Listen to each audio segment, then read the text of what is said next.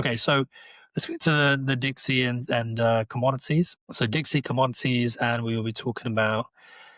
Okay, so trigger for a sell-off in crypto was the Dixie going above 97 here. That was a key point for me where I thought maybe now we need to sell off, and then shortly after we saw a significant drop in altcoins around 5 to 10%, and we saw Bitcoin, I think, fall around 1 or 2%.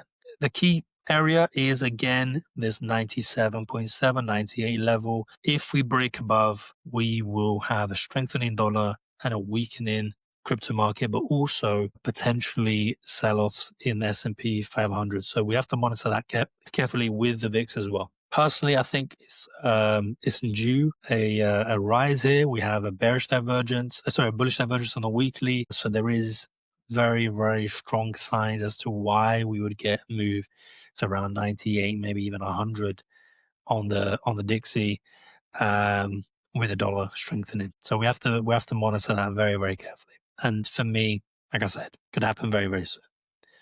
Worth a watch. Monitor the zones, the alerts in, just in case. Gold keeps moving up higher. Makes sense. We had sell-offs in riskier plays like crypto, and I think gold continues to this upper band on the channel, which is 3.8K.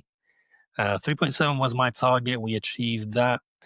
3.8 seems overextension zone. And again, if we go to the gold chart on this, we will see where is the overextension zone, where we are. We are now insanely overextended with gold on the weekly. And I've had to go and look at the monthly and we're still overextended. So it's basically performing in a way that is not within the norm. So what that would mean is if it sells off, it will sell off quite heavily, but it's not unlikely for gold to perform like this for extended period of time as it did here in 2025, 2026, and then going into 2009 as well.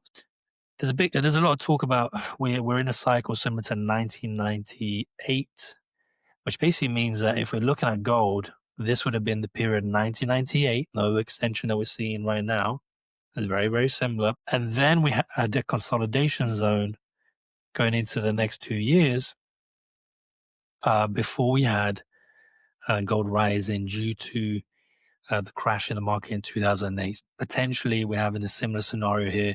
We know that the Chinese central bank, and some other central banks are buying gold, and it's just making the price increase pretty much every day. Even if there's a consolidation, it's almost guaranteed that it's going to go up higher. So as we saw here on the daily during this consolidation level. So gold has been very, very good. It's a long-term investment and it keeps on moving up higher.